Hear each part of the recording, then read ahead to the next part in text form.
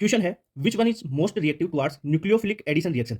जो nucleophilic addition reaction है ना, उसकी रिएक्टिविटी बतानी है। अब देखो न्यूक्लियोफिलिक एडिशन रिएक्शन आपकी एल्डिहाइड और ये कीटोन दे रखा है, तो देखो इसकी रिएक्टिविटी डायरेक्टली आप देखो तो 1 अपॉन स्टेरिक हिंड्रेंस के इनवर्स प्रोपोर्शनल होगी। यानी अगर स्टेरिक हिंड्रेंस बढ़ेगी तो न्यूक्लियोफिलिक एडिशन रिएक्शन की रिएक्टिविटी घटेगी, यानी इनवर्सली प्रोपोर्शनल है इसके स्टेरिक हिंड्रेंस के। दूसरी बात, न्यूक्लियोफिलिक एडिशन रिएक्शन की रिएक्टिविटी की बात करें तो वो -M -H और -I ग्रुप के डायरेक्टली प्रोपोर्शनल है। यानी -M ग्रुप आ गया बढ़ेगी, -H आ गया बढ़ेगी, +M आ गया घटेगी। ठीक है, ओके। यहां पर देखो सबसे पहले ये एल्डिहाइड है, ये एल्डिहाइड है, ये एल्डिहाइड है। पहले आपको ये देखना है, दूसरा ये देखना है। ठीक है, प्रायोरिटी में आप पहले स्टेरिक हिंड्रेंस देखोगे।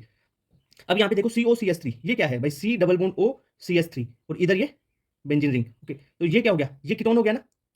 अब देखो कीटोन में स्टेरिक हिंड्रेंस देखो, इधर CS3 ग्रुप है और एल्डिहाइड में तो हाइड्रोजन ही है भाई। एल्डिहाइड बनाओगे तो C, यहाँ पे डबल बॉन्ड O, एक H, तो ऐसा होगा ना। तो आप मेरे को बताओ ये H बल्कि है या CS3? CS3 बल्कि है ना H के बजाय, तो इसमें स्टेरिक हिंड्रेंस ज्यादा, स्टेरिक हिंड्रेंस ज्यादा, तो इसकी न्यूक्लियोफिलिक एडिशन रिएक्शन की रिएक्टिविटी इसकी कम हो गई इन तीनों से ही। ठीक है, ठीक है। अब देखो सर, जो NO2 है वो -M इफेक्ट शो करता है, CH3 या +I इफेक्ट या +H इफेक्ट शो करेगा, और जो CHO है यहाँ पे तो कोई ग्रुप ही नहीं लगा हुआ, तो सबसे ज्यादा तो -M की होगी, फोर्थ की होगी। अगर ऑर्डर पूछे आपको तो देखो सबसे ज्यादा तो फोर्थ की होगी, फिर उसके बाद में आप देखो फर्स्ट की आ जाएगी, और फिर +I घटाएगा यानी थर्ड की आ गई, और सबसे कम आ गई कीटोन की यानी 2 की। आप ये चीज देख लो, न्यूक्लियोफिलिक एडिशन रिएक्शन में जो है एल्डिहाइड की रिएक्टिविटी ज्यादा होगी कीटोन से।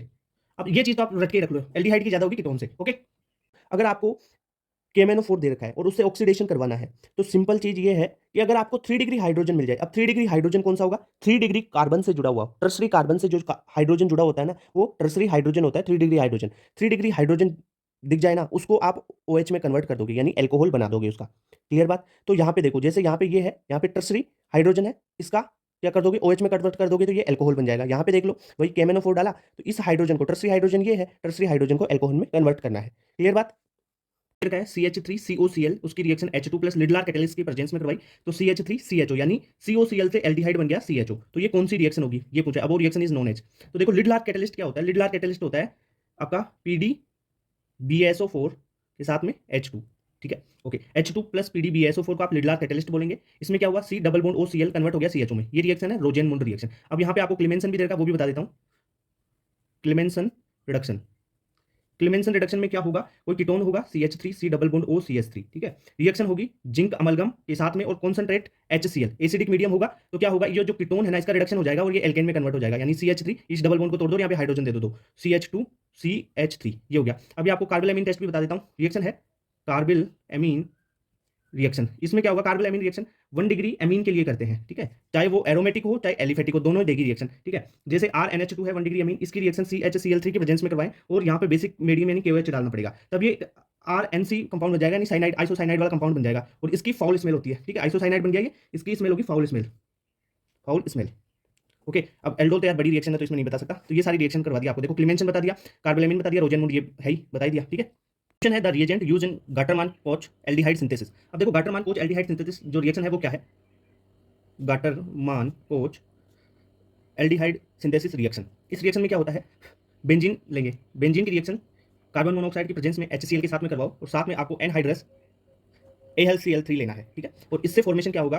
कार्ब जो है बेंजल्डिहाइड है ना, कार्बो जो एल्डिहाइड का फॉर्मेशन हो जाएगा बेंजल्डिहाइड से, सॉरी बेंजल्डिहाइड नहीं, बेंजीन से आपका बेंजल्डिहाइड का फॉर्मेशन हो जाएगा जो एक एल्डिहाइड है। ठीक है, ये है गाटरमान कोच रिएक्शन। अब क्वेश्चन में क्या पूछा है? The reagent. अब रिएजेंट कौन सा लिया अपन ने? CO और HCl। ठीक है, तो रिएजेंट COHCl है, करेक्ट आंसर फोर्थ हो गया।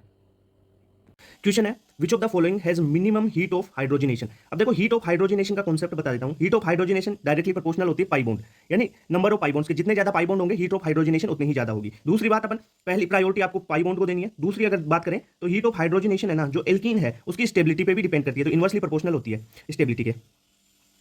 ठीक है, एल्कीन की स्टेबिलिटी के इनवर्सली प्रोपोर्शनल, यानी स्टेबिलिटी बढ़ेगी तो हीट ऑफ हाइड्रोजनेशन कम होगा। और जो एल्कीन है, यहाँ पे एक कॉन्सेप्ट और बता देता हूँ, एल्कीन की जो स्टेबिलिटी है वो आप अल्फा हाइड्रोजन से देखते हो। ठीक है, जितने ज्यादा अल्फा हाइड्रोजन होंगे स्टेबिलिटी उतनी ही ज्यादा होगी। ओके, अब देखो यहाँ पे स्ट्रक्चर देख लेते हैं। इथीन ये है, ये प्रोपीन है, ये 1 ब्यूटीन है, और ये सिस ब्यूटीन है, सिस यानी दोनों CH3 एक सेम साइड। ओके, यहाँ पर सबसे पहले पाई बॉन्ड देख लो। पाई बॉन्ड तो देखो चारों में सेम है, यानी 1 1 है। अब अपन स्टेबिलिटी की बात कर लेते हैं, तो इसके लिए तो कोई अल्फा हाइड्रोजन है ही नहीं, तो यहाँ पर तो 0 है अल्फा हाइड्रोजन। यहाँ पर देखो इस एल्कीन के लिए 3 है, 3 अल्फा हाइड्रोजन है। यहाँ पर इस एल्कीन के लिए देखो 2 है, 2 अल्फा हाइड्रोजन है। यहाँ पर इस एल्कीन के लिए देखो कितने हैं? 3 ये और 3 ये।